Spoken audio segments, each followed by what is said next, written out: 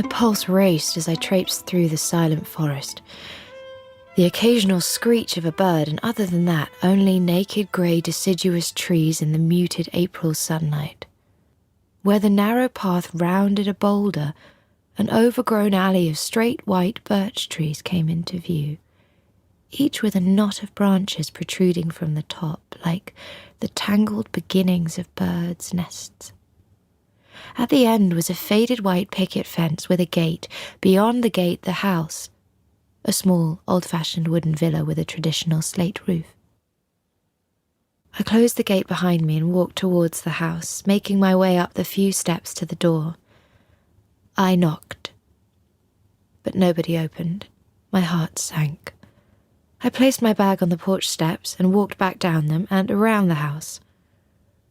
At the front of the property, the landscape opened up. Violet mountains with a scattering of snow on their peaks lay across the fjord. Dense undergrowth surrounded the property on both sides. He was standing at the bottom of the garden, a long back in a dark blue woolen jumper. He jumped when I called out to greet him, then lifted a hand and trudged across the yellow-grey ground towards me. I took a deep breath. The face and body of a man somewhere in his 40s, a man who didn't look as if he were in the slightest need of nursing. He was dark and stocky. He didn't look me in the eye, but instead stared straight past me as he offered me an outstretched hand. "Sigurd Bagger." "Alice Hagthorne," I said, lightly squeezing his large hand. Nothing in his expression suggested that he recognized me. Perhaps he was just a good actor. "Where are your bags?" he said. "Around the back." The garden behind him was a grey winter tragedy of dead shrubbery, sodden straw, and tangled rose thickets. He caught my worried expression. "Yes, lots to be taken care of. The garden is my wife's domain. You can see why I need somebody to help out while she's away." He showed me up to my room, marching up the old staircase. It was simply furnished with a narrow bed, a chest of drawers, and a desk. "A nice room," I said. He turned without replying, then nodded towards my bathroom and walked down the stairs, without indicating what was through the other door on the landing. I followed close behind him out of the house, across the garden, and over to the small tool shed. The wooden door creaked as he opened it. He pointed at the wall, rake, shovel, crowbar. "For the longer grass you'll need the scythe if you know how to use it." I nodded, swallowing. He didn't seem particularly bothered about making eye contact as he spoke. I was the help. It was important to establish a certain distance.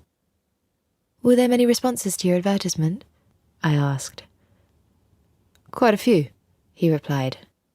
His arrogance seemed put on, but I kept my thoughts to myself.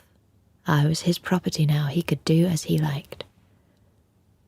He straddled a low wrought-iron gate. "Rusted shut," he said. "Maybe you can do something about it."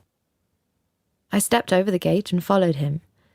Steep stone steps led down to the fjord. I counted the steps on my way down.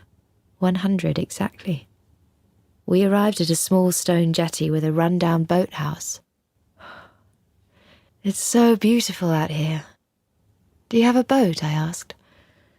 "No," he said. "Well, there's not much for you to be getting on with down here, but now you've seen it in any case." He turned around and started making his way back up the steps. His bedroom was on the ground floor. He motioned towards the closed door just past the kitchen. He accessed his workroom through his bedroom, he told me. "I spend most of my time in there. You won't see much of me, and I'd like as few interruptions as possible. I don't have a car, but there's a bicycle with saddlebags. The shop is 2 kilometers north. I'd like breakfast at 8 o'clock. At 1 o'clock I have a light lunch. Dinner is at 6, followed by coffee and brandy." After reeling off his requirements, he disappeared into his workroom, and I was left to acquaint myself with the kitchen. In the fridge I found the cod fillet that we were to share for dinner that evening. At 6 o'clock on the dot, he emerged from his bedroom and took a seat at the head of the table.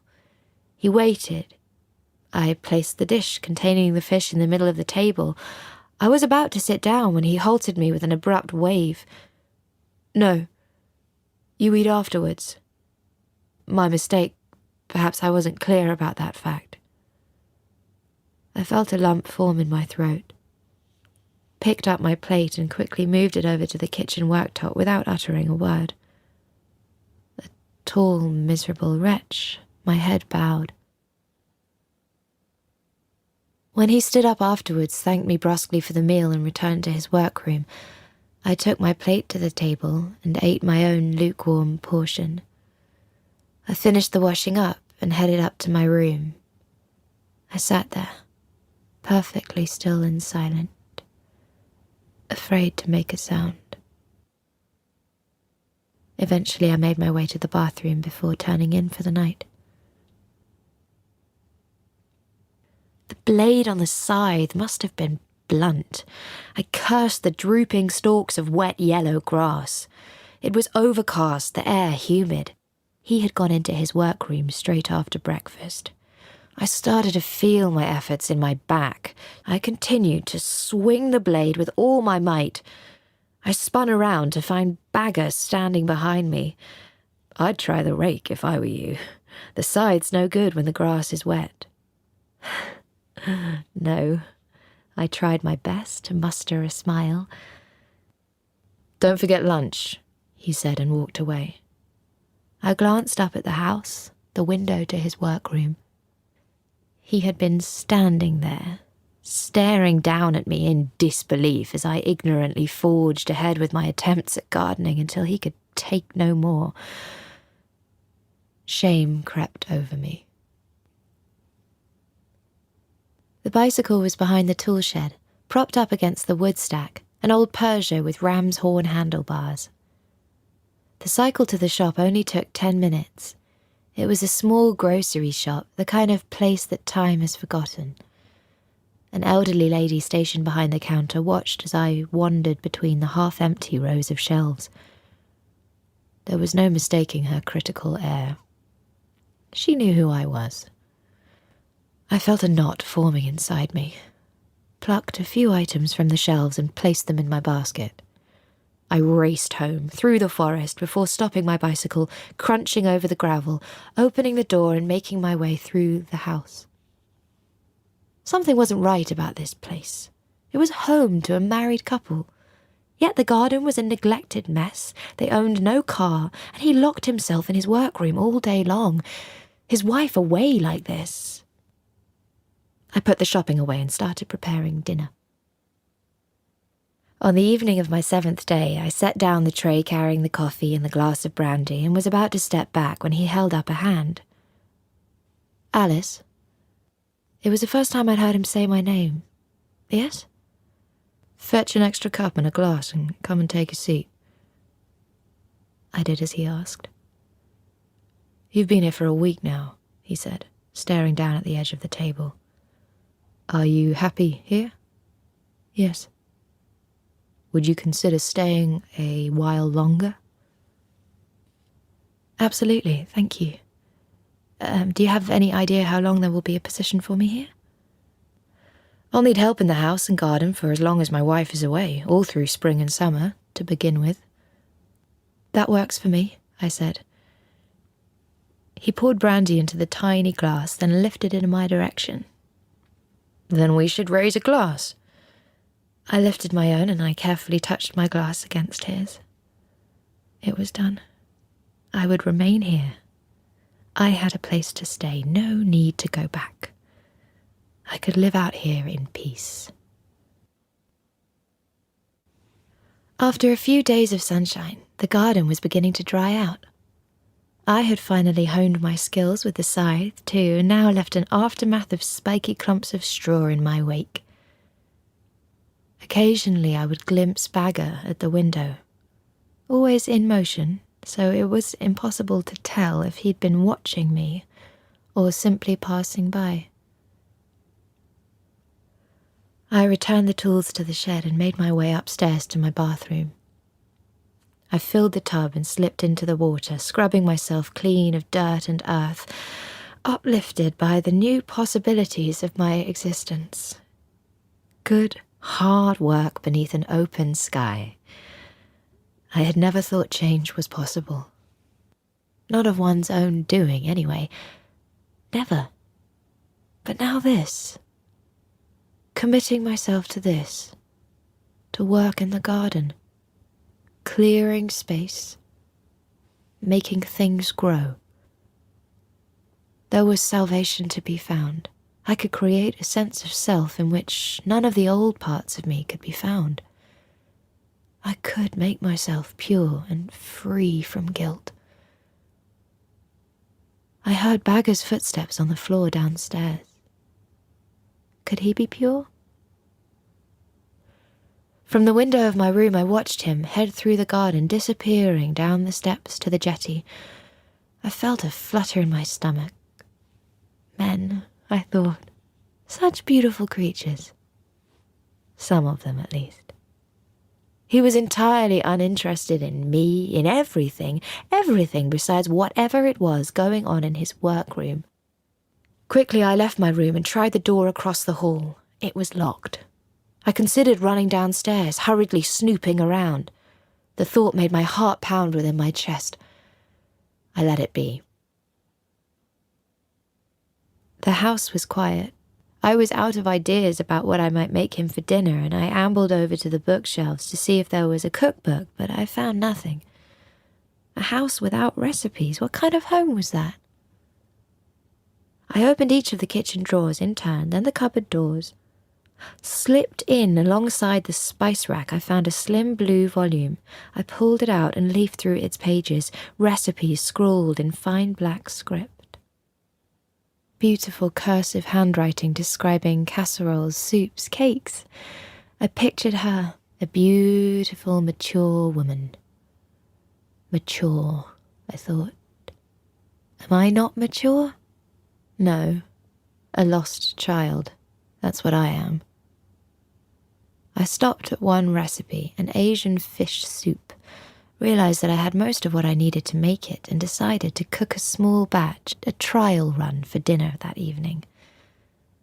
I warmed oil in a pan and added spring onion, chili, ginger. The scents drifted upwards. He stuck his head around the door. It smells good in here. Just a little soup. There's plenty if you'd like to try some. Confounding my expectations, he sat down at the table. Hurriedly, I ladled the soup into a bowl and placed it before him. He closed his eyes and inhaled deeply and then looked up at me, surprised. Watching him eat left me with a sense of calm, a warmth. He devoured every last morsel, then took a slow, deep breath and pushed his chair back from the table.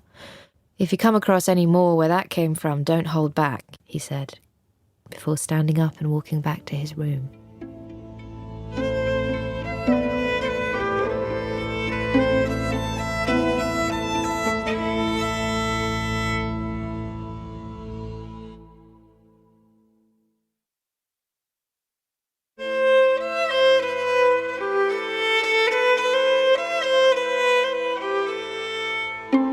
It was pelting down with rain outside. Bagger left the table and brusquely thanked me for breakfast. Excuse me," I blurted. "I don't suppose you have a pair of boots I can borrow?" "Unfortunately not," he replied tersely. "Your wife doesn't have a pair I could use?" A peculiar expression crossed his face before he shook his head.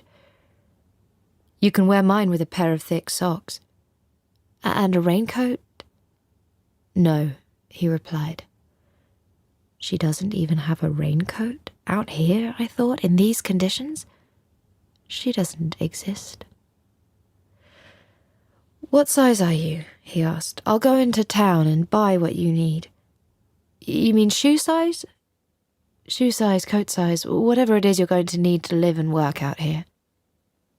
He pulled on his coat and stepped out the front door without a word. My first impulse was to try the bedroom door. My heart was beating so fiercely that I felt my eardrums bulge with each pulsation as I pushed the handle and felt the door ease open. I quickly leapt over the threshold. A bed neatly made up. A chair. Another door across the room. I tiptoed over and tried the door, locked. My curiosity so intense that I felt sick at the thought of what lay beyond it. I backed out of the bedroom and closed the door, but was gripped by a sudden fear that he might have scattered a layer of dust across the room to check for tracks upon his return. So I opened the door again, crouching down to see if it were true, to check if he really were so unhinged. The dark floorboards gleamed, not a trace of dust to be seen. Back in the kitchen, I started to fill the sink with water, but then felt suddenly compelled to return to the bedroom door. I looked at the floor and saw something. A pine needle. An old trick. It might be a coincidence, but I couldn't take the chance. I carefully placed the pine needle on the door handle, my hands trembling. Late that evening, he stepped in through the front door as I was standing in the kitchen making a cup of tea. "Shall I heat up your dinner for you?" I felt like a housewife waiting for her husband to arrive home after a long and arduous day at work. "No, I'll have it tomorrow." As he passed me, his shoulder grazed mine, and I stood perfectly motionless. Outside the bedroom door, he paused before placing a hand on the door handle. Our eyes met. Quick as a flash, I forced my gaze to the kitchen worktop and he disappeared inside. He returned, carrying a bright yellow raincoat and a pair of boots, just like his own. I would be a miniature version of him. For a split second, I was foolish enough to feel pleased. "Is that everything?" The old woman in the shop keyed the price of the coffee into the register. "Yes," I said. "Nothing from back here?" She cast a glance to the stand filled with painkillers and condoms. "No, thank you." I paid and left feeling the prickle of her smirk at my back. I felt certain she had finally managed to work out where she recognized me from. I'd been involved in a scandal. Everyone in the country knew. She had spied my photograph on her old newspaper stand and made the connection. To think that the whore of Broadcasting House was buying groceries from her shop. Alice Hagthorne herself. The strumpet that had slept her way onto television screens across the nation. I started putting together a salad. I was beginning to grow tired of the formality that he insisted upon. I had been living here for just under 2 months now, and I was just as cut off from the world as he was. I decided to punish him by going into town that weekend. But sitting on the bus, I regretted it and got off at an earlier stop. I couldn't go into the center of town. Couldn't bear the thought of people seeing me. Then my punishment came crashing down on me. "Alice!" someone exclaimed in surprise. I spun round and recognized an old friend from university. She asked whether it was true that I had resigned and moved out of Eustace's house. I nodded. "How awful," she said. "Well, it's my own fault," I replied. "You were so good on the telly. We watched every week." I told her that I needed to go. She hugged me. It was 10 years since I'd last seen her, and it felt like an unpleasant reminder of the past. But really, it was the contrast between who I was then and who I was now that shook me most. That Sunday, I looked down at him from my bedroom window. He sat calmly under the cherry tree, gazing out at the garden from beneath a canopy of white blossom. I went downstairs and opened the door to the garden. "Shall I make you lunch?" I asked. "I'll just have a glass of wine. White. Perhaps you'd like one too?" "That would be nice, thanks." I fetched the glasses and the bottle and sat in the chair next to his. "Have you lived in this house for long?" I asked. "Yes, since I was a boy." "Do you know what this is?" He pointed at the white daisy-like blooms in the low stone wall. I think it's Balder's brow, I said. Named after the eyelashes of the Norse god Balder. When the petals close in the evenings and open up again during the day, the flower head looks like a blinking eye. He looked at me with surprise. I only know that because I was obsessed with Balder as a girl. He was my first love. The first to break my heart, too. I don't remember the story of Balder. It's a sad, lovely story. Sad and lovely? He asked. He brings about the destruction of the world, but that allows for a newer, better world to emerge. How so? Balder dreams of awful things. Blood, disturbing omens. The other gods become concerned for him, so they gather in the assembly and Odin decides to investigate. He saddles up his steed and rides to Helheim, the underworld. Upon his arrival, he calls forth a seeress and asks her why preparations are being made in the great hall. She reluctantly tells him that they are preparing to welcome Balder into their midst. Balder is going to die, Bagga said. Yes. So what happens? When Odin returns home with word of Balder's death, the gods refuse to accept it.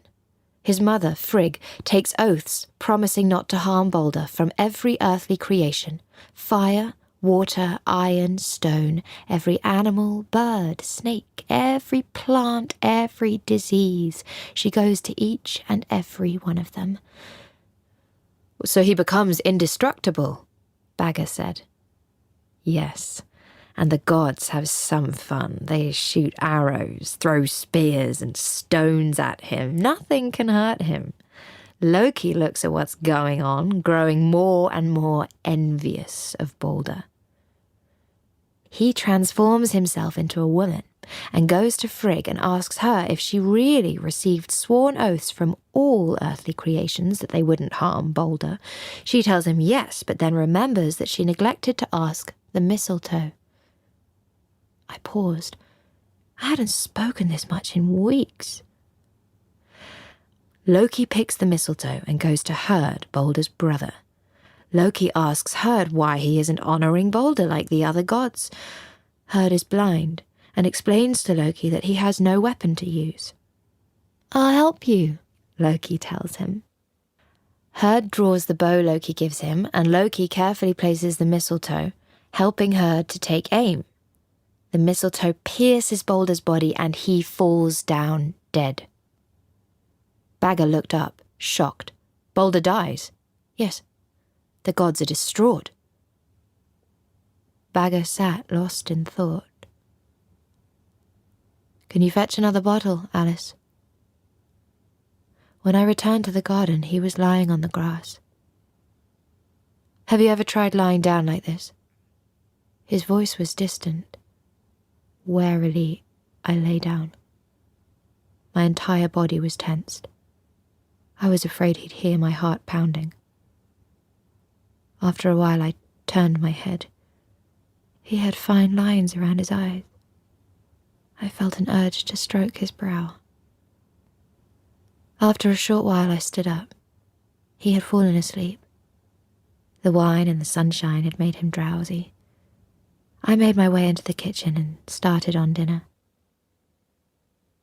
When everything was ready, I walked out onto the veranda to call Bagga in. I saw that it had started to rain. He lay there in the drizzle, perfectly at peace. The rain began to beat down harder, and I ran out to him. His hair was dripping wet, his shirt and trousers clinging to his body. I shook him by the shoulder, and his eyes shot open. "You can't just lie here like this," I said. He continued to gaze at me, raindrops hammering against his face. He grimaced, then started laughing. "Come into the house," I said, grabbing his hand. He looked at me. "I think you could do with a hot bath." He nodded. I climbed the stairs and turned the bathroom tap on. When I turned around to call out that it was ready, I found him standing in the doorway. I let out a gasp of surprise. Why did he insist on creeping around like that? "It's ready," I said. Bagger remained in the doorway, blocking the exit. He pulled his jumper over his head without looking at me. He was wearing nothing underneath. I hesitated. He fumbled with the buttons at his fly. I turned away as he let his trousers fall to the floor. I blushed. What was he doing? He stepped into the tub, his body sliding under water as I hurried out and pulled the door firmly closed behind me. Agitated and heavy-handed, I cleared the table downstairs. Once again, he was at pains to demonstrate just how little I meant to him. I was nobody, nothing, forced to accept the self-sacrificing role thrust upon me. After finishing the washing up, I made my way down into the cellar to fetch another bottle of wine. If he could take such liberties, then so would I. Just then I heard him on the stairs, and Bagger appeared fully dressed. "Better now?" I asked. "Warmer, thanks." He pulled a chair out and then reached for the bottle and poured himself some wine. We sat in silence. "Did you go to university?" he asked out of the blue. "Yes, I studied humanities." "And you?" I knew I'd overstepped the mark. "I've studied law and order." He uttered the words into the air around us. He looked at me. "Are you afraid of me?" I almost choked on my wine. "Afraid of you? No, He looked at me, his gaze suddenly dark, piercing. "Perhaps a little," I conceded. His expression softened. "I can understand that, but you don't need to be."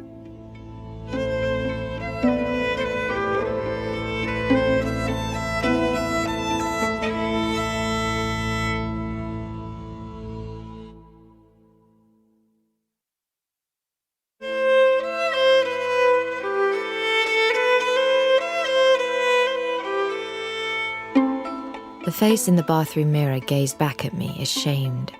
The same wide-eyed frog-like expression I always wore after drinking too much and humiliating myself. I drank 3 glasses of water and downed a few painkillers. My hands trembled. Bagger's towel was where he had left it, draped over the edge of the bathtub, still damp. I held it close to my face and breathed in his scent. He'd be sending me packing after last night. Back to the city. Cautiously, I crept downstairs and into the kitchen. I made a pot of coffee and waited. An hour passed. And another. He never got up this late. Could I tell him when he got up? Reveal the fact that it was my birthday? I am nothing, I thought. I am nothing, and I have nothing. I stepped outside and made my way down to the tool shed. Shame. The image returned to me clearly more often now than before. I saw myself sprawled beneath Kay like a fleshy Rubenesque Christmas pig. Saw him taking me with my stockings around my ankles. The figures in the doorway out of the corner of my eye, their unexpected appearance like a cold draught. No, I can't go back. I have to stay here. I strode down through the garden and continued weeding, terrified of losing my job. I started to think of Use, who had never been anything but good to me, yet whose life I had still been willing to reduce to rubble, his and my own. And all for the Director General, K, as I called him, a man who no longer cared a jot for me. When I went back up to the house, he was sitting in the living room and looked up from his book. "I'm heading down to the jetty for a spot of fishing," he said. I turned. "There's a rod for you too, if you'd like it. You do like to fish, don't you?" It was difficult to suppress the wave of elation that rose up within me. I replied that I'd always loved fishing. He made his way down into the cellar, returning with 2 rods and a tackle box. Silently, we walked to the jetty, Bagger leading the way, a fluttering in my stomach. We stood side by side on the jetty, casting out and reeling in our lines, the pink glow of the evening sky before us. "So it's my birthday today," I blurted out. "Your birthday? Today? 33. I nodded, embarrassed. He put down his rod and made his way into the boathouse. He emerged carrying a half-full bottle of Calvados. He removed the cork and took a swig before passing me the bottle. "Happy birthday, Alice." "Thank you," I replied, feeling small, so small. The sea glistened, pale yellow in the evening light. "What are you really doing here?" he asked abruptly. "Why aren't you in work? Why aren't you around other people?" "Technically, I'm both in work and around other people." "Well, only just," he said. The image rushed back, grey, doughy thighs. I forced my gaze to the water to banish it from my mind. It felt a bit too early to settle down. "Well, now that you're 33, it's probably about time." "Do you think so?" "You can do as you please as far as I'm concerned," Bagger said, passing me the bottle. "Don't worry about your behaviour last night." My face reddened. "I'm sorry about what happened," I said. "I thought it's hardly as if your own behaviour was exemplary." I felt a tug at the end of my rod. He ran to fetch a landing net and I heaved the wriggling fish from the water. "Ready?" he said. He scooped up the strong, shimmering creature, lifting it onto the jetty. I crouched down and I struck the fish firmly on the head, 3 determined, consecutive raps with the butt of the knife. "Sea trout," I said. "We have to cook it now," he said. "This is the first fish of the year. We'll light a fire in the grill." He sliced the abdomen open and threw the innards into the sea. A gull dived down, snapping them up. It was dark, only the occasional flicker of light to be seen across the black water. We ate quietly, accompanying the fish with sips of cold white wine, the embers of the fire still crackling. It was a cool night. I'd wrapped myself in a blanket. "I'm curious to know what you've run away from," he said. Out of the corner of my eye, I could see that he was looking right at me. It wasn't clear what signal he was sending. I locked my gaze on the black fjord. "How much longer will you be out here by yourself?" I asked. "You mean, when is Nor coming back?" "Nor?" "That's her name." "It'll be a while yet. She's a long way away." Something inside me sank. Nor. She had a name. She existed. What was wrong with me, daydreaming that other people's wives weren't real? "Alice," I berated myself inwardly, "you're not that person anymore. You're someone else now." "What did you do before coming here?" he asked. "My job? I'm a historian." "Really?" "I spent a few years teaching at the university, early Norwegian history." We drank in silence. I was tired and drunk, swaying inwardly. "Can I trust you?" he asked brusquely. "What do you mean?" "Are you trustworthy?" "What, you mean generally speaking?" "You know what I mean." He didn't look at me. I took it as more of an accusation than a question, but perhaps that wasn't fair. What is he asking me, if I'm loyal? "Why do you ask?" I said. "I need you to be worthy of my trust." "I'm worthy of your trust," I said. "I am. Are you?" He evaded my gaze, sitting and looking out over the fjord without answering. "I can be exactly what you want me to be," I said, regretting my words the instant they crossed my lips. "Kyrie eleison," whispered Bagger. He turned to face me and stared. "What did you say?" "And Kyrie Elysium." He fell silent and looked instantly remorseful. "That would be a nice name," Even nicer than Alice. You should change it." "Idiot," I said. He poured the remainder of the wine into his glass and stood up. "Elysium?" he said, facing me. "Alice," I said. "Elysium Hagthorn," he said. "I know what Elysium is." "What is it?" he asked. "To enter Elysium, it means to die." He took a step back towards the edge. "Would you like to swim with me, Elysium?" He pulled off his shirt, letting it fall on the ground and moving backwards as he held my gaze. I sat there, unflinching. His expression was so strange. Like an animal.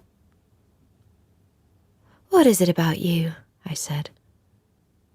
He said nothing, continuing his slow walk. "Would you?" "I don't swim," I replied tersely.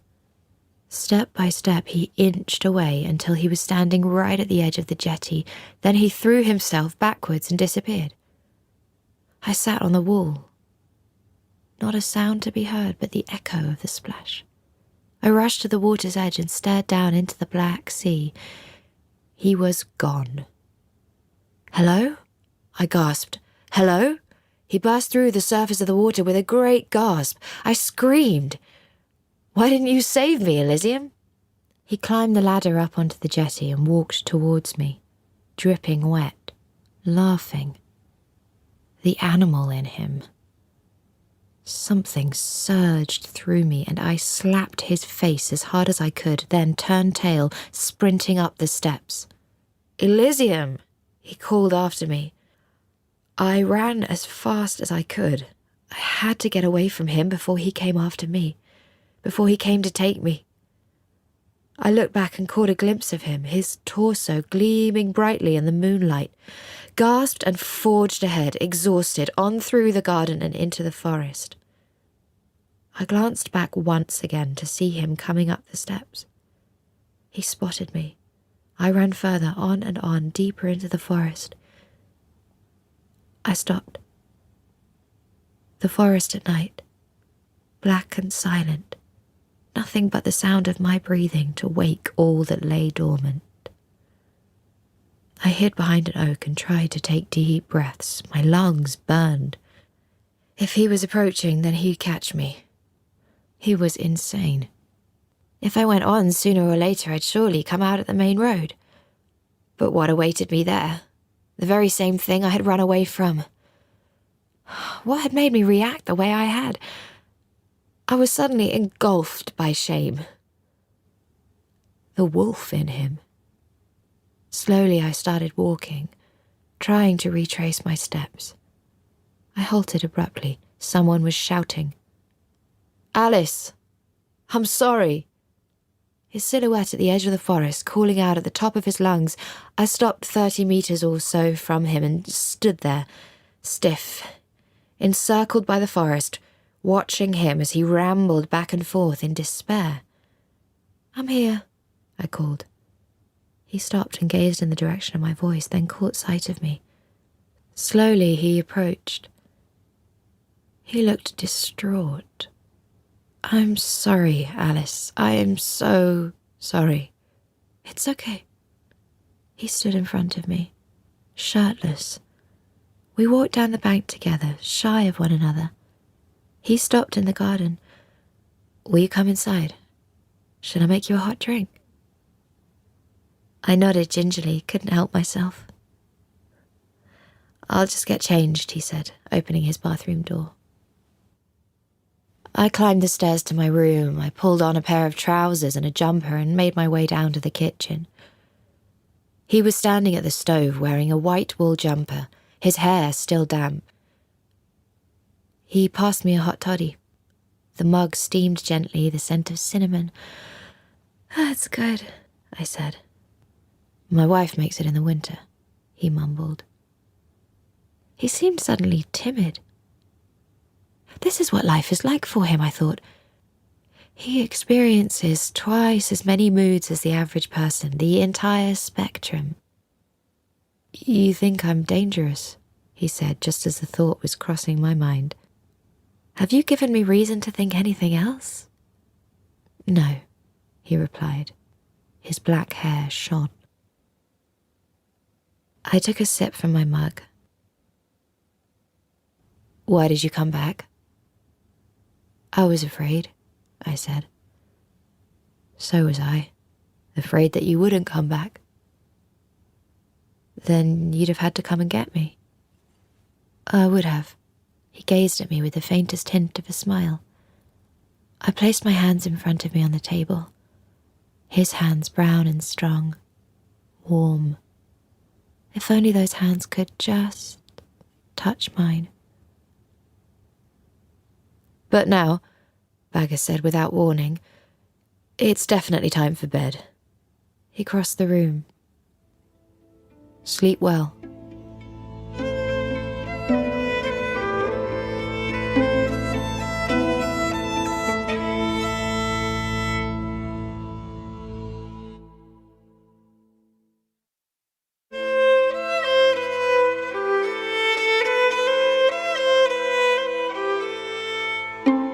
You're quite content down there with that Bagger, I gather. The woman in the shop entered the items I placed on the cash desk as she spoke, never once looking me in the eye. Yes, That's good. He'd be lonely without someone there. I paid.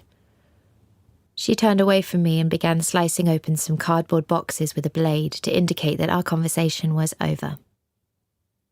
I made my way home with an uncomfortable feeling of being watched. When I let myself into the house, it was clear that he still hadn't returned. It had been 3 days now.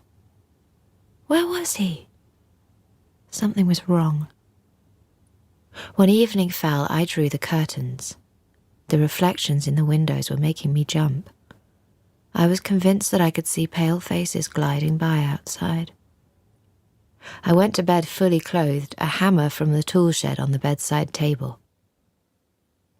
I was woken by noises downstairs, and having forgotten my nighttime terrors, I immediately recognized the footsteps as his. I trembled with delight and sprinted out of my room. It's you! He was standing in the hallway. He looked different. His face wan, dark rings under his eyes. Hello, Alice. I was worried about you, I said. Things took a little longer than expected. He said no more and headed for his bedroom. The next day he hardly stepped out of his room. He asked me not to make him any breakfast or dinner. I decided to smoke him out with the scent of freshly baked bread. I combined the whole meal in coarse rye flour with the treacle and other ingredients. It was only after I'd placed the bread tin in the oven that I spotted the fact that it had to stay there for 15 hours. It was to be steamed, not baked. The bread wouldn't be ready until the following morning. Afraid that he would leave his room to find the oven switched on in the middle of the night, I lay down on the couch behind the table. I awoke to the sound of him stepping out of his room. The bread. I had drifted off. What would he think? What was the time? I stayed where I was, stretched out on the sofa behind the table, and he walked through the hallway and into the bathroom. 4 o'clock. I stayed where I was, stock still. Then I heard a faint humming sound, a mysterious thrum. It stopped. He stepped out of the bathroom. He stopped by the kitchen door, where the oven glowed like an old atomic reactor, then returned to his room, and just before he closed the door, I caught a glimpse of him. I should never have seen what I did. He had shaved off all of his hair. His cranium was white, but for a few stripes of dark hair that had been missed. I heard footsteps outside as I stood in the kitchen early the next morning, preparing to slice the steaming hot loaf. I peered out through the condensation that covered the glass pane, spotting his outline as he passed through the gate and along the drive dressed in black. How had he managed to leave the house without me hearing him? This wasn't right. I walked out into the garden and stood there for a while, gazing in the direction of the road. Nothing. He was gone. I hesitated for a moment and then fetched a ladder, filled a bucket with warm, soapy water and grabbed a cloth. I leaned the ladder up against the wall beneath the locked room. The window was filthy. I wiped the cloth across the pane and peered through the glass. I spotted boxes stacked up against the wall. Women's shoes and boots. More boxes lined the other wall, some filled with folded garments, so this was where he kept his wife's things. But why? Was she going to be away for so long that her belongings needed to be packed away like this? Nor. For a while I'd come to think of his wife as nothing more than a fabrication. In the late afternoon he reappeared as I was emerging from the tool shed.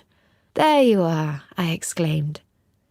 He stood before me, his skull pale and angular, dressed in his black suit. He glared at me. "Alice, the oven was on when I got up in the night." "Yes, I'm sorry about that. I was baking a loaf of bread." "Surely you realise that you can't just leave the oven whirring away all night long." "I'm sorry," I said. I couldn't tell him that I'd kept a sleeping watch, that I had witnessed his frightening behaviour during the night.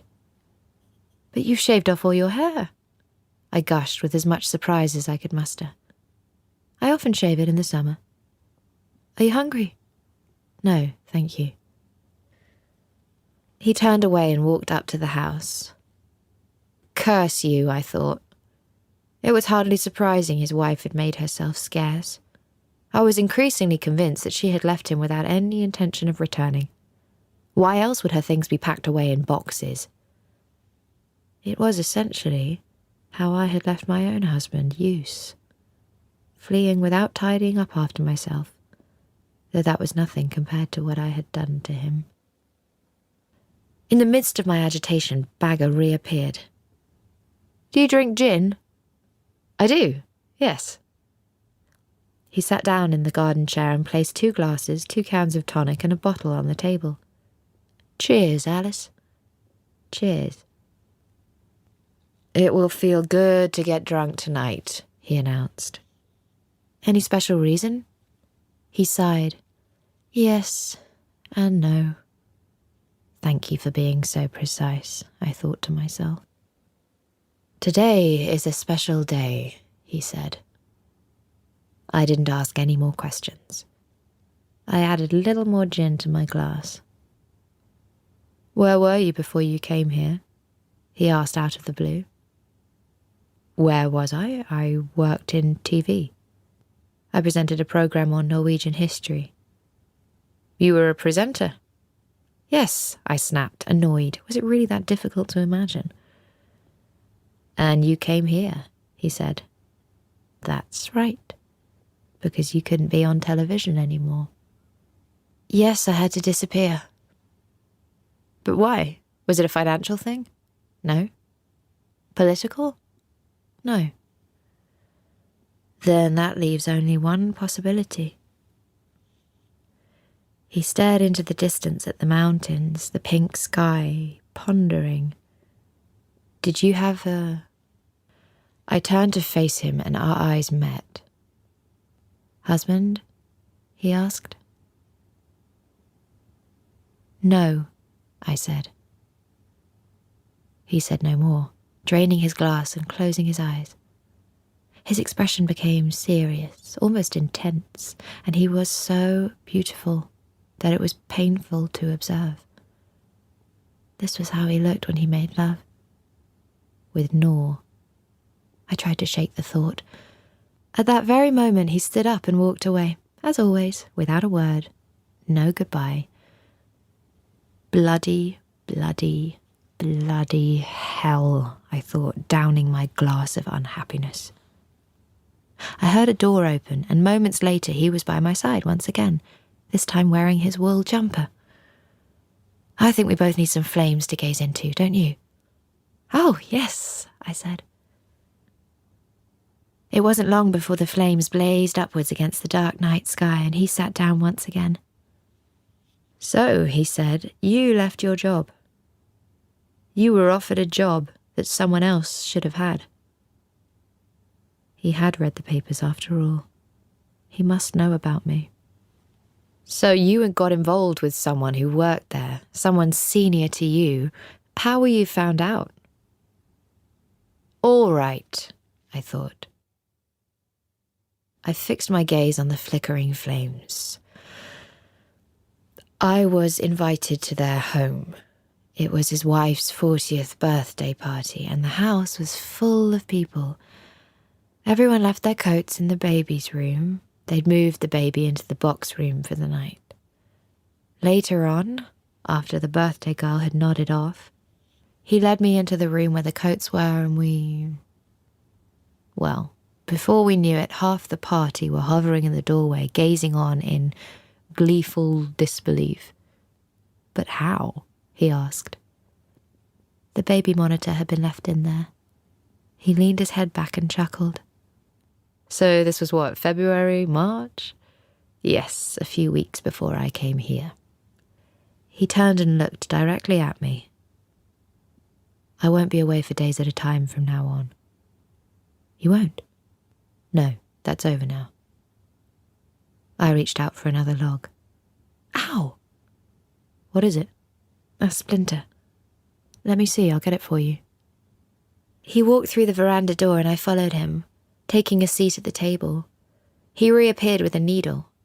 He sat down, grasped my hand, and looked straight at me.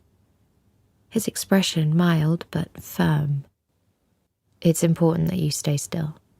"Okay." "Alice, there's something I need to tell you." "What is it?" I heard him swallow. "What?" "Gotcha!" He held the splinter triumphantly up to the light. Surprised, I gazed up at it and then down again at my hand, still held in his. As we sat there together, I thought, it's time now. Let me in. He let go of my hand and stood up. "Time for bed, I think. Good night, Alice." I sank. Motionless, I remained there until he was inside his bathroom.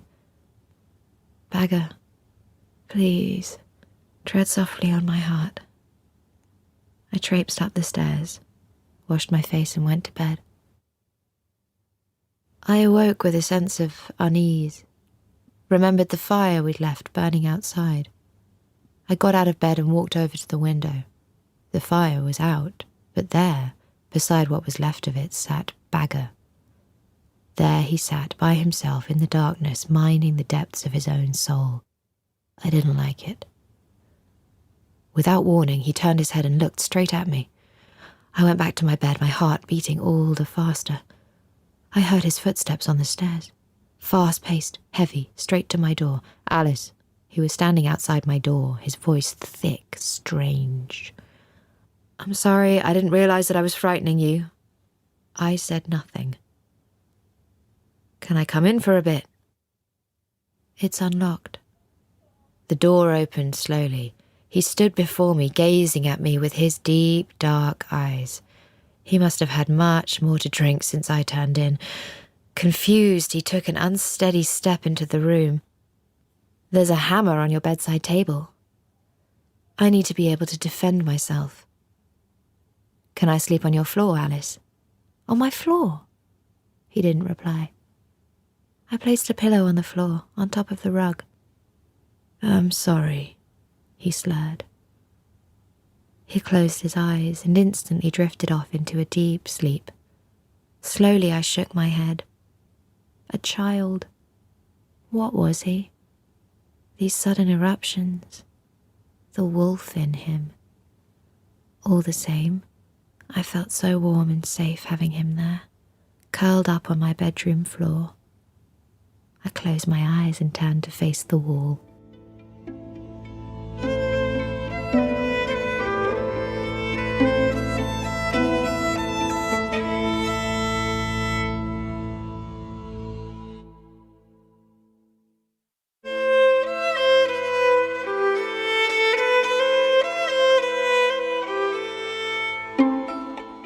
He was sitting at the table when I arrived downstairs. Inwardly, I hoped that he wouldn't feel embarrassed by last night, forced to compensate by treating me with his traditional icy contempt, but he wasn't angry. He looked up at me and smiled. After he had finished his breakfast, I asked him, "Do you remember what you dreamt about last night?" "Last night? You had a nightmare. You were howling. I had to wake you." "I don't remember a thing." He fell silent and looked as if he was gathering his thoughts about the forgotten episode. As I washed the dishes, he turned his chair around to face me. "I just remembered." "Remembered?" "I've never told you about the time that I was taken," he said. "What do you mean, taken?" "Well, I still don't know for certain who they were. They came in the middle of the night and seized me. 5 or 6 men. Nor was here with me, but they tore her from my arms and bundled me into the back of a van." "What?" I said. "We drove for hours. I lay on the floor in the back, tied up. Then the van stopped, the back doors were opened, and they pulled me out. We were at the edge of a forest. It was the middle of winter, snow all around. We marched into the forest to a clearing, and they gave me a chair. I sat down, my hands still tied behind my back. Then the men who had taken me brought more chairs out, lining them up in 2 rows in the snow in front of me. Men and women appeared, emerging from the woodland on all sides. They wore long, dark cloaks and masks, bird masks that covered their faces.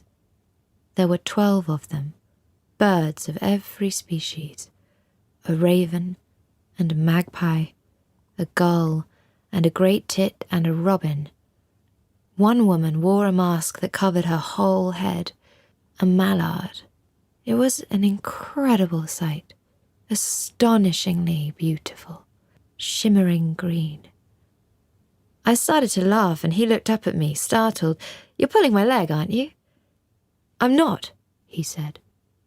I looked at him, puzzled. He continued.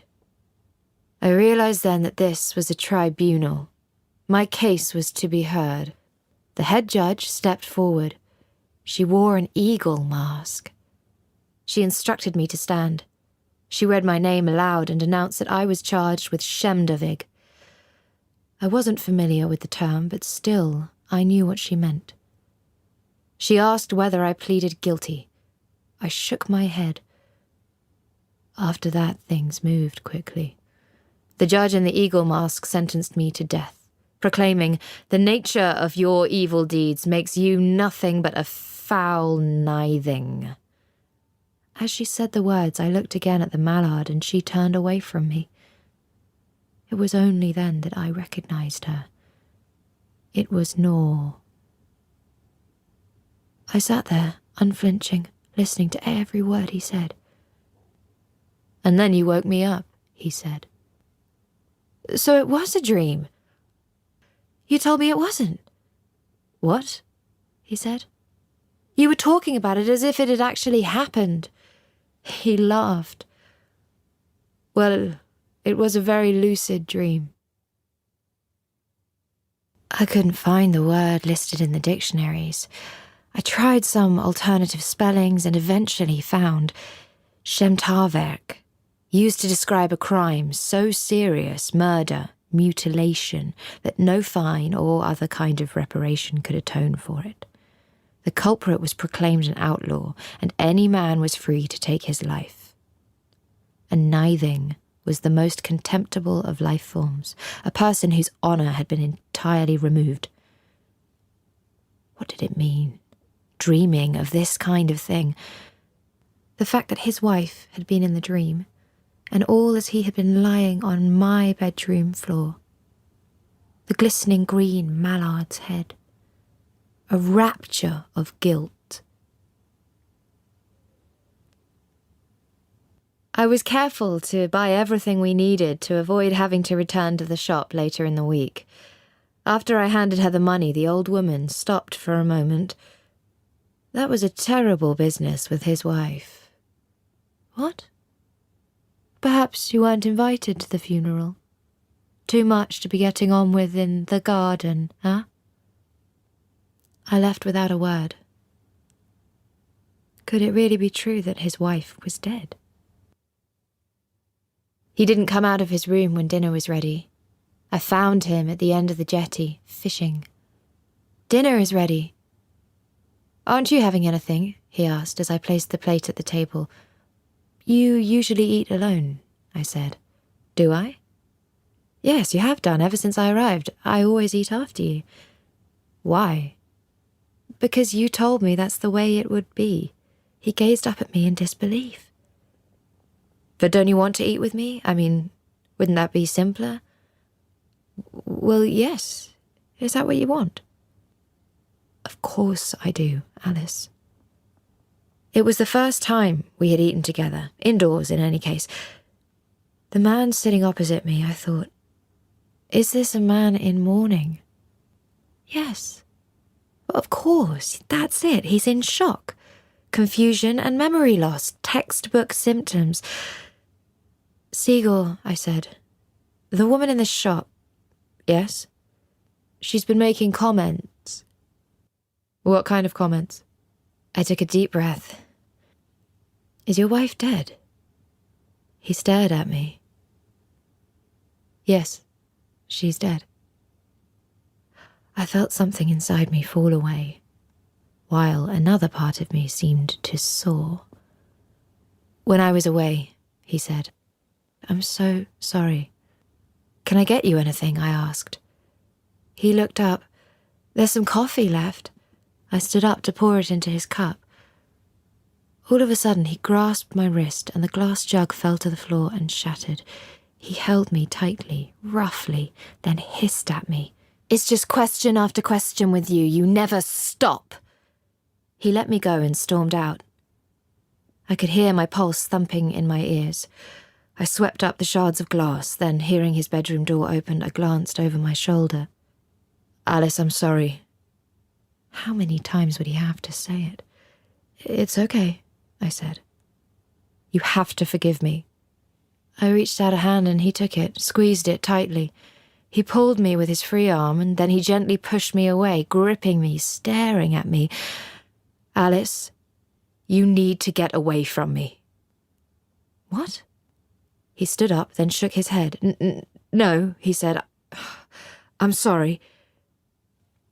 I didn't know what to do or say. Now is the time to be generous, I thought. The man has only just buried his wife. Alice, can you come outside with me? Now? There's something I need to show you. Fetch a jumper. I followed him through the garden into the red, warm June evening. He headed down to the jetty. Darkness was beginning to fall. I was afraid of him. For a long while we sat without speaking, gazing out over the water as the sun set, everything otherwise still and tranquil. There, he said, the moon. The moon had suddenly taken on a deep red hue, a searing white crescent around the top half of the glowing sphere. A lunar eclipse, I said. Ever so slowly, the moon was consumed by the red gloom. I felt content, calm, and unhappy. Let me look at you, he said. What? Let me look at you. I turned to face him. You're beautiful, Alice. You're a handsome man, I said. I'd said it now. My face grew warm. I couldn't help but smile. He got up, standing in front of me as the deep red orb disappeared behind him. Let me look at you. I sat and stared up at him, smiling warily, unsure what it was that he wanted from me. Don't you want to take off that big coat, Alice? This was it. But here. With some hesitation, I pulled my arms out of the coat sleeves and laid it across my lap, sitting there in nothing but my flimsy t-shirt. He sighed. So beautiful. My darling, darling Alice. I didn't know what to say. You have to let me see you.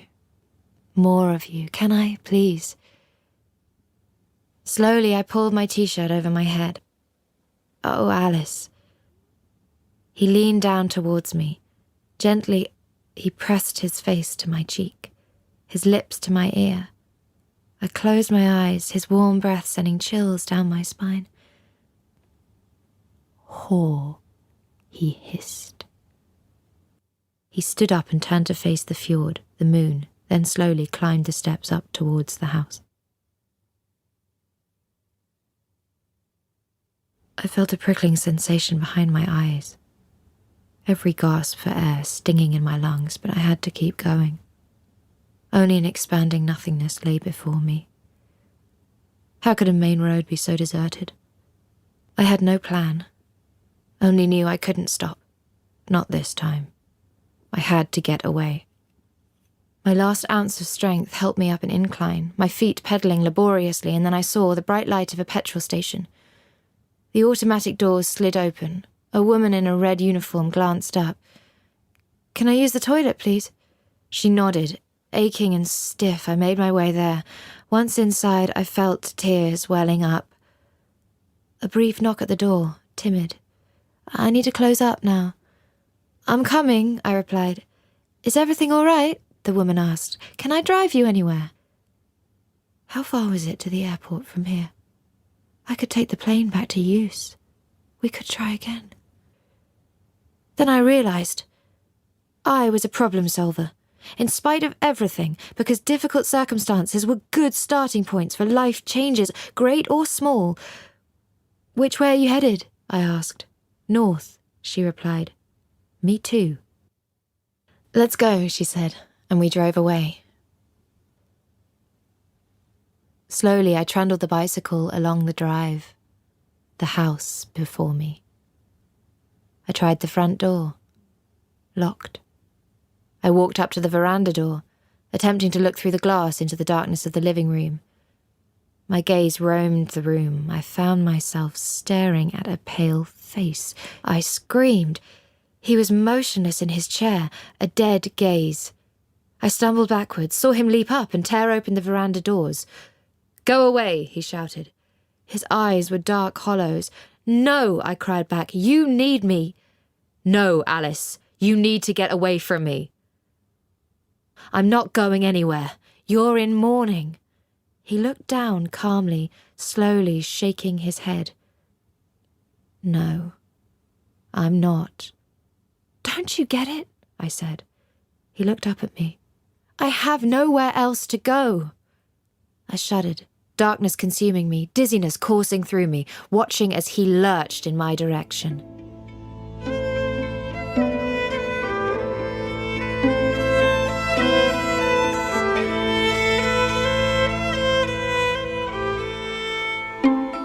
The room was in complete darkness. He was sitting in the chair by the desk. "You're dreaming." "Am I?"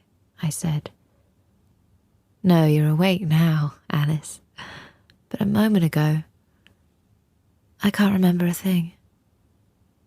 "You've had a fever." My stomach felt hollow, but I wasn't hungry. "What have you done, Seagull? Tell me something." I heard him draw breath. "It was summertime. 5 years ago," he began.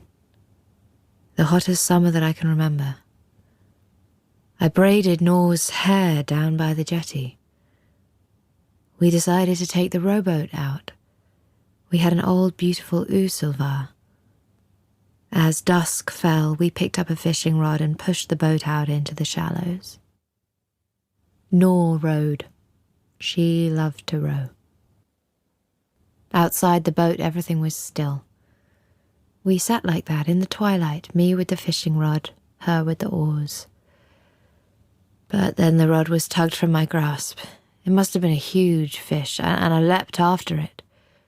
Nor rose up, but the oars slipped from her grasp. She fell back, hit her head against the gunwale, Everything happened so quickly. Suddenly, she was under, in the black water, and I dived in, but I couldn't see her. And then finally I caught sight of her way down below me, and I swam to her, pulled her up, heaved her into the boat, tried to resuscitate her. Eventually I managed to get her breathing again, and help arrived, but such a long time had passed.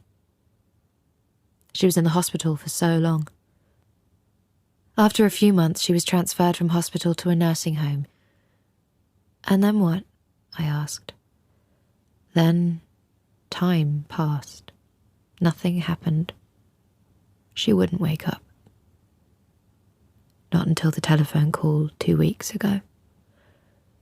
She'd taken a turn for the worse. And that was that.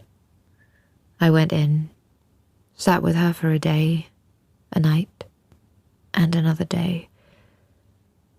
And then it was time. I'll stay here for as long as you want me to, I said, then closed my eyes. The sun was warm. I sat up in bed. I had sweated out the last of the fever. The morning was sparkling bright and mild. I heard the snapping of twigs in the forest and the sound of birds taking flight. A new world. Just a few days earlier, we'd been up the ladder picking the last of the apples. Now, all of a sudden, there were tiny dry flakes of snow in the air. I gathered the dirty laundry and made my way down to the cellar. I saw something dash past out of the corner of my eye. Mice. Behind the washing machine, I found droppings. There were more where Bagger's work clothes were hanging. As I pushed the clothing aside, a door handle came into view. It had never occurred to me that there might be a door here. I pushed and the door opened. On the other side was a cold, empty cellar space. By the outer wall was a door, of course, the one by the veranda. At the opposite end was a small staircase leading up to a trapdoor in the ceiling. I tried to orientate myself. Which room was above me? His bedroom? His workroom?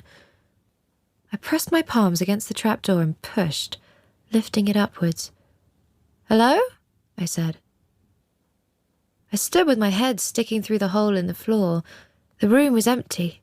Nothing there but a window, a door, a chair, a cardboard box, and an instrument case, propped up in the corner. I climbed up. Bagger's workroom. I looked at the case, a violin case, his wife's. Hurriedly, I made my way back downstairs, the sound of my pulse thudding in my ears. No desk, no tools of any kind, nothing but a violin. There, in that empty room, that's where he spent those long hours, day in, day out, brooding, sitting there, thinking about his wife. The thought pained me. And where was he now? In his bedroom? Was that where he spent his time? I hurried up to the kitchen. On the stroke of one, his door opened and he stepped out of his room. We ate in silence. "Is something wrong?" he asked. "There are mice in the cellar." "Bloody hell," Bagger hissed. "I'll go out and buy some traps," I said decisively. I returned that afternoon with 40 traps. I placed half along the outside walls and the rest on the 3 floors of the house, most of them in the cellar. As I stepped out of the bathroom, a blurry shadow bolted past, only to vanish. The rodent must have sneaked under the door to the sealed-off room filled with his wife's things. I sprinted down to Bagger's room and knocked, but there was no answer. I looked inside. He wasn't there. Feeling emboldened and well within my rights, I crossed the room and opened the door onto the empty workroom, the trap door inside flush with the floor. I bristled with anger at the way he'd tricked me. I found the crowbar in the tool shed and returned upstairs. I put all my weight behind the crowbar and the plank of wood gave way. There they were, nestled. I poked my head out of the door leading to the garden and called out to him. I saw tracks in the snow leading from the cellar. I followed them to the jetty where they stopped in front of the boathouse. I could hear muffled scraping sounds coming from inside. Fine. Okay. He worked in there. The boathouse was his bolt hole. How could I have missed that until now? I suddenly recalled all of the times he'd come up from the jetty without me ever having seen him emerge from his room. It was so obvious now that he had been leaving through the cellar door. But why? Sigurd! The scraping inside came to a halt. The door opened and he peered out. I found a mouse nest in one of the walls upstairs. I'll take care of it, he said. I heard a few sharp slams from the attic.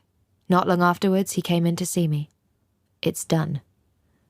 By the way, I had forgotten all about Nor's things in the boxes up there. Please see if there's anything there that you'd like. I opened a box. There were fine wool jumpers, silk blouses, skirts, dresses, every item simple and elegant. At around 5 o'clock, I started on dinner. I set the table and went upstairs to change. When I came back down, he was sitting at the table. He blinked when he caught sight of me, a momentary double take. Self-conscious, I approached him, the dress clinging to every curve. Was it wrong of me? I asked. No. You look beautiful. Do you think you'll stay here for the rest of your life? I heard myself ask quite suddenly. I do, he replied. I'm certain of it. Alice, do you think you'll stay here for the rest of your life too? Yes, I think I will, I replied, startled by my own words. He gathered my hair in his hands, running his fingers through it before starting to braid. Don't be afraid, he said. I don't think that you're her. No, I said, a sickly sorrow languishing in the pit of my stomach. He leaned forward and kissed me tenderly. You're Alice. I nodded. Come with me. I still had my room in the attic if I wanted to read or spend some time alone, but I slept in Bagger's room. I wondered whether things could really be like this, like they were now. Our days revolved around good food, reading, gardening, making love on occasion. In the evenings we'd sit in our chairs reading and stoking the fire, quietly discussing the snowfall, the snowdrops, the spring. In the shop, the woman surveyed me with a particular intensity. A new coat, I see, she remarked as I placed my items on the counter. I was wearing Nor's long grey woolen winter coat. Thank you, I said. You certainly have a keen eye. I see lots of things, you know. I took my change and lifted the bags from the counter. Tell that foul Nithing I send my best. I stopped in my tracks. What did you say? Send my regards when you see him next. Her gaze was unwavering as she stared back at me, the merest trace of a sneer on her face. I longed to rush down to him at the boathouse, but I waited until dinner. When I told him what she had said, he stopped chewing, lifted his glass and took a long swig. Don't dwell on it, he said. In the middle of the night, I was woken by sounds downstairs. I was alone in the bed. I heard the door close. 4 o'clock. He returned to the bedroom soon after. What had he been doing? When next I went to the shop, it was closed to customers. He was standing in the garden when I trundled back. The shop was closed, I said. Yes, he said. She won't be troubling you any more.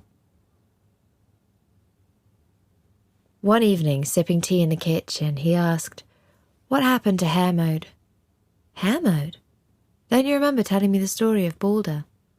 Hermod rode to Hel to offer her a ransom for Balder, to have him released from the underworld and sent back to Asgard. Yes, I said, and Hel agrees to allow Hermod to take Balder home to Asgard on one condition. She demands that everything in the world weep for Balder, whether living or dead. If every creature weeps, he'll be allowed to return, but if even one fails to do so, Balder will have to remain there with her. Hermod rides home with Hel's message, and the gods send word to all the creatures in the world, begging them to weep until Balder is freed. Every creature promises to do so, apart from one. Loki, Sigurd whispered.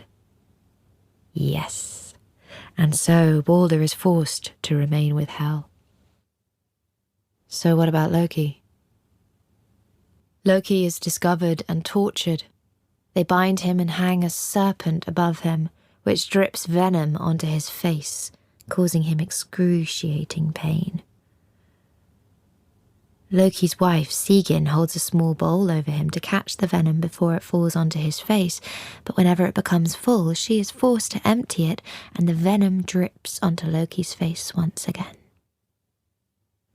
She should have left him to take his punishment, Sigurd said. I think it's poignant.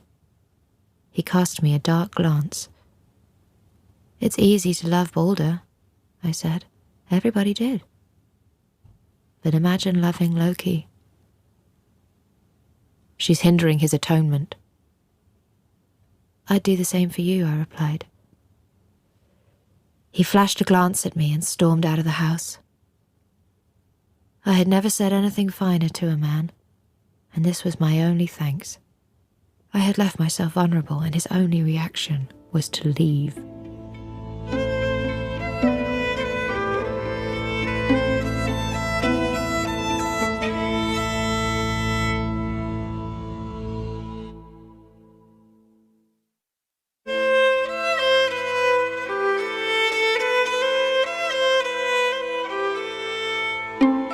Down by the jetty, I placed the ice bucket on the ground and gazed out over the water. The fjord utterly still, not a single speck on the horizon. We heard the screeching of gulls in the distance. Shall I show you the beach? He said. The beach? It's not far. He stood up and pulled me up with him. We made our way along the coastline to a narrow strip of sand. It's so beautiful, I said, turning to face him. It's possible, Sigurd said, out of the blue. What is? This. Do you think so? Yes, Alice. I didn't at first, but I do now. I felt weightless. Alice, I was considering doing something terrible. You saved me. What do you mean?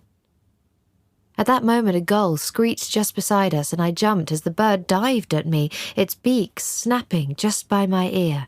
I ducked and felt something clawing at my hair before the bird rose up into the sky. 2 gulls plunged in our direction. I screamed, the beating of a wing against my face, round eyes, beak. Come on, Bagger cried. He pulled me in the direction of the forest, bare feet hurrying over grass and rocks up towards the trees. We stopped. The gulls had gone. I looked up at him, my cheeks wet with tears and smeared with blood. Let me see, Alice. They were trying to kill me. We got too close to their eggs. They'd never come so close before. Never. Back at the house, I washed my face, then we went and sat on the veranda. Suddenly, I started to laugh. You live in quite some place. It's my fault. Does it hurt? No. Then he asked, what happens to the gods once Balder is dead and Loki is captured? Well, Völuspá, the poem, tells of the clashes between gods and evil forces. The gods cease to exist. The sun and stars turn black. The earth sinks into the sea. The world is submerged. Then a new world emerges from the sea. Balder returns and lives in peace with his brother, Herd. Loki is gone. Everything is beautiful. Even unsown fields abound with crops. There are no women in the new world, leaving it free from unrest and tension. Ah, Bagger said. Clever. Someone known as the Mighty One comes from above, I said. He turns up at the court of law, settles matters and writes laws. Old guilt is destroyed by fire and swallowed by the sea. What does that mean? He asked. Well, I said, perhaps it means that guilt requires atonement. Perhaps it needs to be wiped out if a new world is to emerge. So everything is good again? Not quite, I said. The very last verse of Völuspá tells of the dragon Nidhogg, who sweeps through the air into the new world with human corpses nestled among its feathers. That's where it ends. Bagger regarded me gravely. What does it all mean? I don't know, I said. Maybe that even in the new world there is potential for evil. He sat with his head bowed, then looked up at me suddenly, swiftly. There's something I need to tell you, because I want to be completely honest with you if we are to start afresh. Wait, I said. I need to tell you something. No, hear me out. About that day, out on the fjord. The accident, I said. Yes. Nor and I, we rowed out to the middle of the fjord. I told her I loved her. She looked at me and there were tears running down her face. At first I thought she was happy. I'm in mourning, she told me. Have you lost someone? Is it someone from the orchestra? I heard a faint yes. When was this? I asked her. A year ago, she said. Why didn't you say anything? She began. I knew then what it meant. I asked what had happened. He fell ill, Nor said. His family looked after him.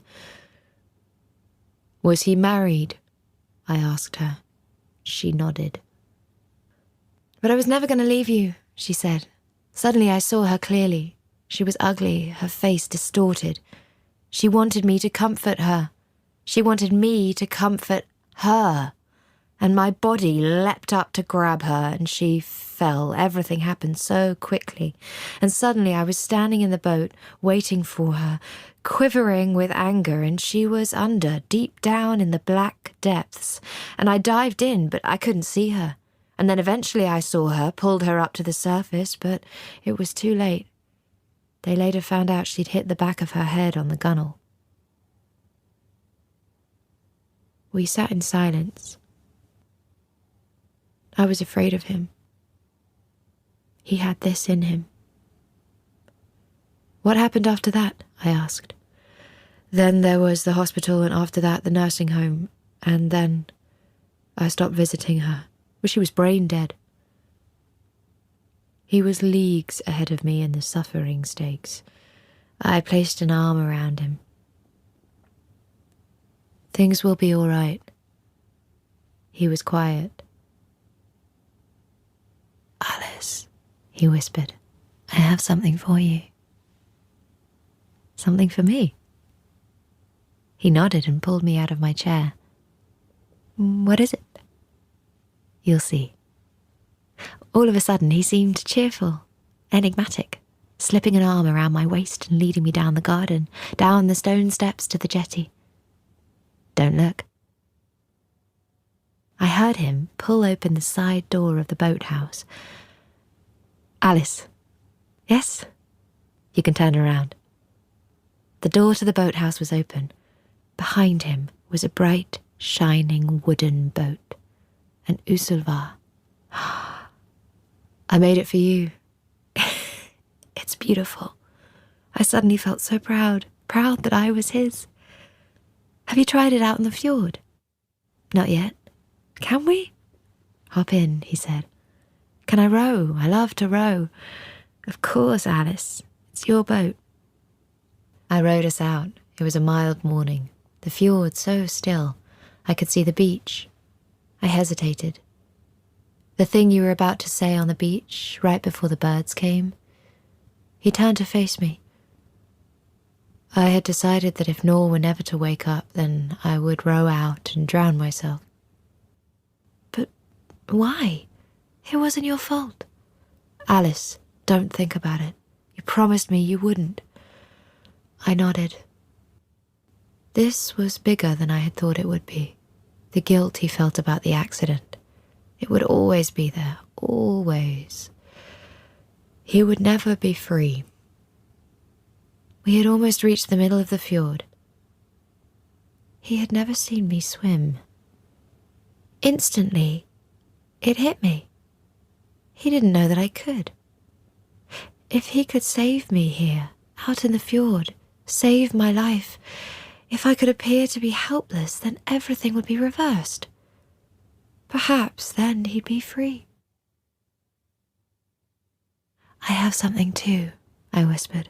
Something to tell you, so we can start afresh. What? You asked me a long time ago. I don't know why, but I wasn't honest with you. I heard him stop breathing. It's just that the formalities haven't been dealt with yet. He said nothing. But I was actually married when I came here, and so I still am. Married, that is. He was silent. I looked down, waiting for him to say something. The reason that I haven't done anything, it's just that the whole thing means so little to me, since meeting you. He sat in silence, staring straight past me. Sigurd. His cheekbones, the dark hollows of his eyes, his sunken cheeks, something brutal had come over him. Hello, Sigurd. Another one, he said. What did you say? He looked me in the eye. You're just another one. Just another what? Yes, he said, inhaling sharply. Is it that I was unfaithful? I said. Yes. He held my gaze. His eyes were black. To you? To him. But what does it matter? I can't trust you. Yes, you can. No. He shook his head. Trust me, I whispered. Suddenly he reached around and grasped the hair at the back of my head. You promise the same thing to everyone, he hissed. The boat rocked. I felt his tight grip. I could do it now. I could tear myself away, fall overboard, let him save me. The old world would sink into the sea, a new one rising from the deep. The sun's bright orb had emerged proudly from behind the forest, soaring high into the sky. The fjord was green and bright, sunbeams penetrating the water's surface. I readied myself to break free, to meet the water, sink beneath it, to let him save himself by saving me. Gulls circled overhead. It was all so strange. Didn't you tell me, I whispered, that the water was black? He said nothing. It was sunrise. That's what you told me. I locked eyes with him, my neck stiff. The sea isn't black. What really happened? Ashen alarm swept across his face, his breathing shallow. What happened when she fell overboard? It can't have been difficult to reach her, to pull her up to the surface. I felt a cold sweat forming as I held his gaze. Did she fall?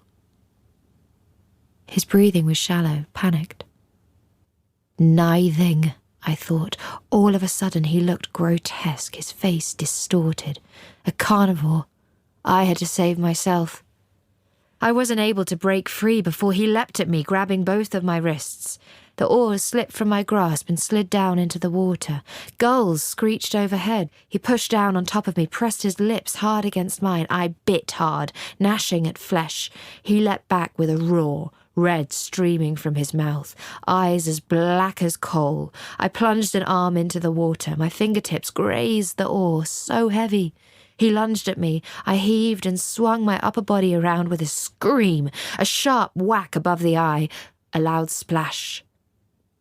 Then everything fell silent. The taste of salt and blood in my mouth. The fjord glittered in the morning light. I peered over the gunwale. Light shirt, black hair. He was there, just beneath the surface. His hair was exquisite in the water, dancing from side to side. His eyes were closed, not looking at me. I couldn't tear my gaze from his hair, swirling underwater, a million fine, whirling fibres. I wanted to grasp at it, but it slipped between my fingers and was pulled down, down, sinking to depths out of reach of the sunbeams. A pair of wings circled in the sky above me. I looked up. A dark shadow with corpses nestled among its feathers.